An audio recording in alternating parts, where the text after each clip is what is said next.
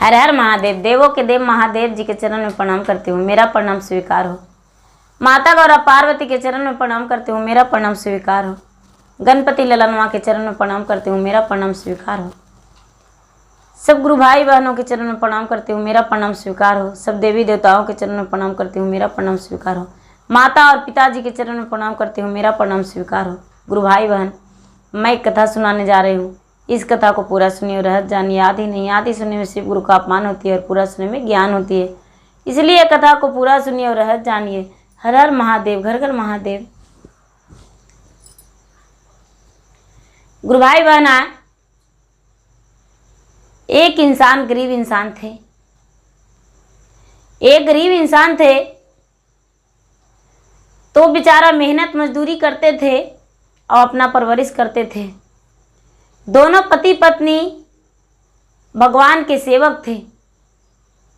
दोनों पति पत्नी भगवान के सेवक थे। रहने का उनका एक झोपड़ी था। भगवान के सेवक थे, रहने का एक झोपड़ी था। दोनों पति पत्नी के 3 संतान भी थे। 3 संतान थे। वो जो दोनों पति पत्नी थे, दिन भर काम करते थे किसी किसान के यहाँ, मेहनत मजदूरी करते थे और मेहनत मजदूरी करके बेचारा अपना धन लाते थे और मजदूरी लाते थे। वही में से अपने बच्चे को परवरिश करते थे। अपना कपड़ा, अपना भरी बीमारी, सब परवरिश वही से करते थे। उनका परवरिश उसी से था। लेकिन गुरु भाई बहना, जब कुछ ही दिन बीता, 3 बच्चे छोटे छोटे थे कि उसका जो बेचारी का पति जो थे इस दुनिया से किसी बीमारी के कारण चल बसे। वो बेचारी डॉक्टरी इलाज करवाई, लेकिन कम पैसा होने के कारण अच्छा इलाज ना हो सका। इसी कारण उसका जो हस्बैंड थे वो इस दुनिया से चल बसे। तीनों बच्चे छोटे छोटे थे। वो दुखी रहने लगे। बेचारी माँ भी दुखी रहती थी, रोती कलपती रहती थी। गांव वाले जो थे वो पूरा ताना मारने लगे कि तुम क्या करती थी, तुम्हें हम क्यों मदद करेंगे, हम तुम्हें मदद नहीं कर सकते हैं, क्योंकि तू इतने दिन से कमाती थी, वो क्या करती थी, इसलिए तुम्हारा मदद हम नहीं कर सकते हैं। गांव वाले ने उसका साथ छोड़ दिए। गांव वाले ने बोले कि यदि गांव में रहना है तो गांव वाले से किसी से मदद मत लेना, गांव नहीं तो इस गांव से निकल जाओ। वो बेचारी क्या करती, गांव में ही रहना भला समझी, गांव में ही रहती थी। लेकिन गांव से दूर जाकर मेहनत मजदूरी करके और लाती थी, अपने बच्चे को परवरिश करती थी। बच्चे रोते थे, बिलटते थे, लेकिन ये बेचारी क्या करती, किसी दिन अपने भोजन करती, किसी दिन नहीं करती, लेकिन बच्चे को समय समय से भोजन दे दिया करती थी। इसे लगता था मेरा बच्चा छोटा है, यदि बच्चे को भोजन नहीं कराएंगे तो मेरा बच्चा कैसे रह पाएगा, कैसे जीवित रहेगा। नहीं नहीं, अपने बच्चे को तो प्रतिपाल करने के लिए मुझे कुछ भी दुख झेलना पड़े, लेकिन बच्चे का प्रतिपाल हम अच्छे तरीके से करेंगे। और बेचारी मेहनत करके अपना रोटी बच्चे को देने लगी। धीरे धीरे धीरे धीरे इतना मेहनत करने लगी, इतना मेहनत करने, लेकिन कितना हूँ कष्ट आ गया गुरु भाई बहन, तो भगवान का भक्ति को नहीं छोड़ी। भगवान का भक्ति को नहीं छोड़ी।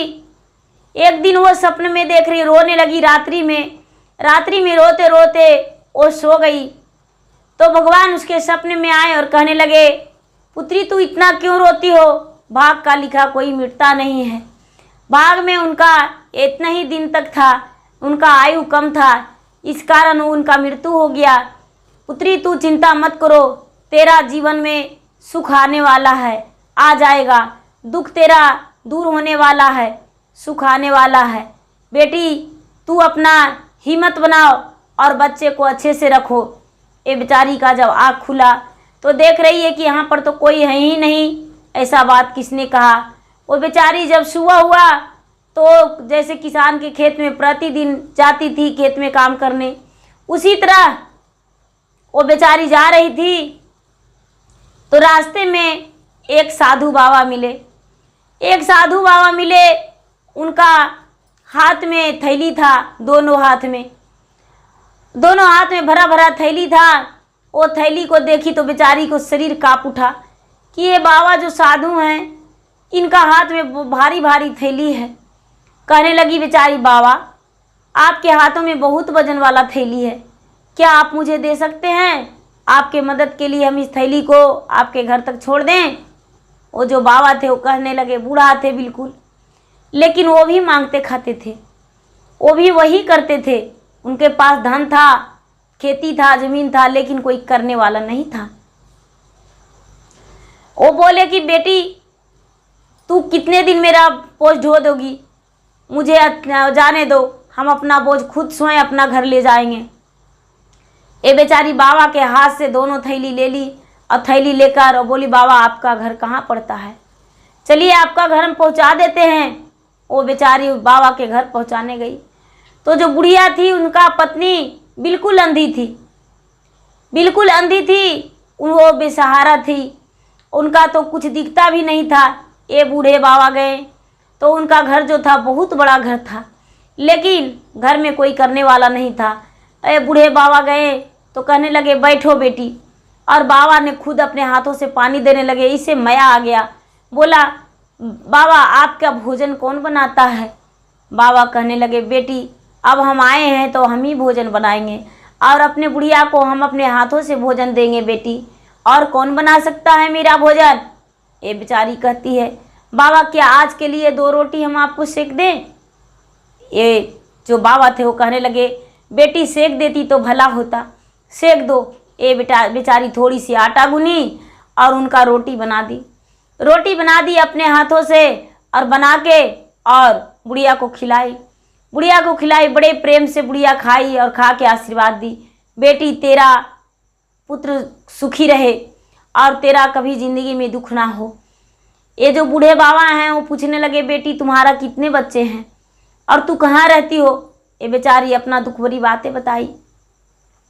बाबा मेरा 3 बच्चे हैं और मैं एक विधवा हूँ, और मेरा एक झोपड़ी है, उसी झोपड़ी में अपना परवरिश करते हैं। दूसरे गांव में जाते हैं, मजदूरी करके लाते हैं, गांव वालों ने मेरा मदद करना छोड़ दिए हैं, इसीलिए हम दूसरे गांव जाते हैं, दूसरे गांव से अपना मेहनत मजदूरी करके लाते हैं और अपने बच्चे को हम परवरिश करते हैं।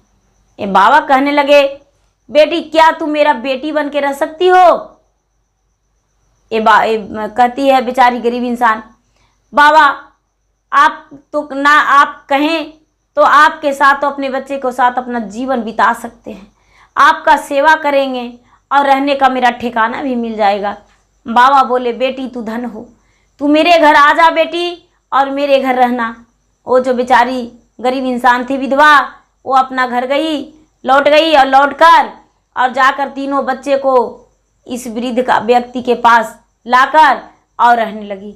रहते कुछ दिन बिताए, मेहनत करके दोनों का सेवा करने लगी और दोनों को अपने माता पिता मान ली और माता पिता मान के समय समय से भोजन देने लगी, समय समय से उनका कपड़ा धो देती, झाड़ू बर्तन पोछा। धीरे धीरे अपना घर बना ली कि ये अपना घर है, क्योंकि वो वृद्ध व्यक्ति का कोई नहीं था, ना तो बेटा ना बेटी ना और कोई परिवार नहीं थे। ये उनके बेटी बन के और उनका घर में रहने लगी। रहते इनका जो बेचारी बूढ़ी थी उनका देहांत हो गया। ये बेचारी बहुत धूमधाम से क्रियाकर्म की और अड़ोस पड़ोस के दी भोजन करने को लिए, तो अड़ोस पड़ोस आए तो कहने लगे, वो अपने गांव वाले को भी निमंत्रण किए। जब आए तो देखने लगे कि अरे ये तो झोपड़ी से कितना सुंदर घर बना ली है, आखिर इसका किस्मत में ये सब धन कैसे हो गया? हम लोग तो गांव वाले अपमान किए थे कि नहीं तुम्हें गांव में नहीं रहने देंगे, ये गांव छोड़ दी थी, इतना सुंदर इसको मानी घर बन गया और इतना जोत जमीन भी है।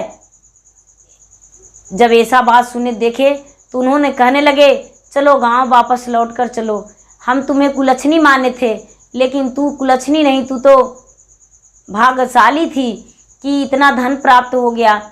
ये कहती है, ये सब मेरे भोलेनाथ की कृपा से हुआ है, शिव जी ने मुझे ये सब दिए हैं, क्योंकि ये माता और जो बूढ़े वृद्ध मेरे माता पिता हैं उनका कोई संतान नहीं था, तो उनके पुत्री हम बन गए, मेरा धन नहीं था तो मुझे धन मिल गया, इसीलिए भगवान ने मुझे सहारा लगाकर और यहाँ पर भेज दिए थे। हम यहाँ पर आ गए हैं तो मेरे माता पिता यही हैं और मेरा सब कुछ है, हम गांव लौटकर नहीं जा सकते हैं।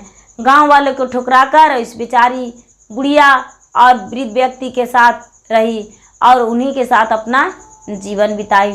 जो दोनों माता पिता थे स्वर्गवास हो गया और दोनों का बेचारी किया कर्मठ खुशी खुशी कर दी और ये अपने बेटे के साथ अपना उसी घर में जीवन बिताए। जब बेटा बड़ा हो गए तो बेटा अपना काज करता बन गए और अपना खुशी खुशी जीवन कमाकर बिताने लगे अपने माता को, और माता को भी सुख शांति से रखा। और इतना सुख मिला, इतना सुख मिला, इतना सुख मिला कि उसे पता ही नहीं चला कि मेरा समय कैसे बीत गया। भोलेनाथ का कृपा था, उसका धन संपत्ति परिवार सब कुछ मिल गया। तो गुरु भाई बहना, मेरा वीडियो अच्छा लगे तो इसे लाइक कीजिए, शेयर कीजिए, सब्सक्राइब कीजिए। धन्यवाद। हर हर महादेव, घर घर महादेव। जय भोलेनाथ।